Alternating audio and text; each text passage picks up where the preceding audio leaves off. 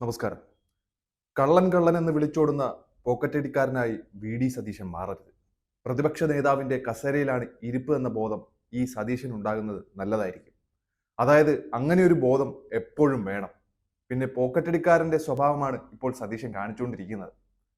പിന്നെ ഒരു കാര്യം ഇവിടെ എടുത്തു പറയേണ്ടത്, പ്രതിപക്ഷ നേതാവ് എന്ന സ്ഥാനത്ത് സതീശൻ വൻ തോൽവിയാണെന്ന് അദ്ദേഹത്തിന് തന്നെ മനസ്സിലായി തുടങ്ങിയിരിക്കുന്നു എന്നതാണ്.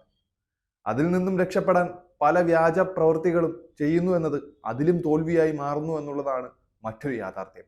പൂരം കലക്കിയതുമായി ബന്ധപ്പെട്ട് ചില കാര്യങ്ങൾ ഇവിടെ പറയാം. പൂരത്തിന് ഒരാഴ്ച മുന്നേ ദത്താത്രേയ തൃശൂരിൽ വരുന്നു.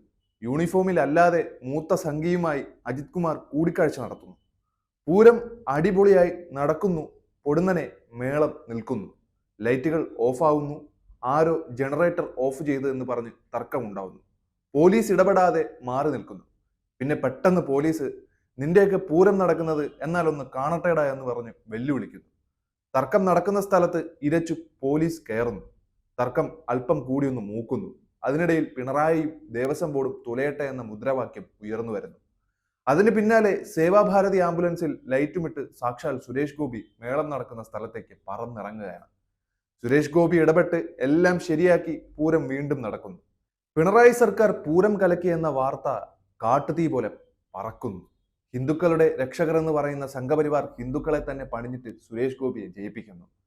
നോർത്ത് ഇന്ത്യയിൽ സംഘികൾ എന്താണോ ചെയ്യുന്നത് ആ കളി തന്നെ ഇവിടെയും ഇറക്കുന്നു. ശേഷം ഇലക്ഷൻ ജയിക്കുന്നു. ശുഭം. തൃശ്ശൂരിലെ ഒരു സീറ്റ് കൊണ്ട് BJPക്ക് ഒന്നും നേടാനില്ല, ആവശ്യവുമില്ല. പക്ഷേ വിദ്യാഭ്യാസത്തിൽ ഉയർന്നു നിൽക്കുന്ന ഒരു സംസ്ഥാനത്ത് BJP ജയിക്കുന്നില്ല എന്ന ദേശീയ തലത്തിലുള്ള പ്രചാരണം തടയുക എന്ന ലക്ഷ്യമായിരുന്നു ഇതിലൂടെ അവർ നടത്തിയത്. അതിലവർ വിജയിക്കുകയും ചെയ്തു. ഇതിന് കൂട്ടുനിന്നത് നമ്മുടെ സ്വന്തം പ്രതിപക്ഷ നേതാവ്. അപ്പോൾ എല്ലാവർക്കും എല്ലാ കാര്യങ്ങളും മനസ്സിലായി കാണുമല്ലോ. ഈ പൂരം കലക്കുന്നതുമായി ബന്ധപ്പെട്ട് VD സതീശനൊക്കെ എന്തൊക്കെ വിധത്തിലാണ് BJPയെ സഹായിച്ചെന്നുള്ളത് പല സത്യങ്ങളും ഇപ്പോൾ പുറത്തു വന്നുകൊണ്ടിരിക്കുന്ന സാഹചര്യമാണ് നിലവിൽ സംഭവിക്കുന്നത്. സതീശൻ അതൊക്കെ വേണ്ട വിധത്തിൽ നിഷേധിച്ചുകൊണ്ട് നമ്മുടെ ഭരണപക്ഷ പാർട്ടിയായ CPMനെയും മുഖ്യമന്ത്രിയെയും പഴിചാരുന്ന സാഹചര്യവും ഇവിടെ കാണുന്നുണ്ട്. എന്തായാലും സുരേഷ് ഗോപിയെ ജയിപ്പിക്കാൻ VD സതീശനും K സുധാകരനും ADGPയും അടക്കമുള്ളവർ കോൺഗ്രസുകാർ എല്ലാം ഒറ്റക്കെട്ടായിരുന്നു എന്ന് തന്നെ പറയാം. അതായത് തൃശൂർ സുരേഷ് ഗോപി എടുത്തതല്ല, സതീശൻ അത് നൽകിയതാണ്.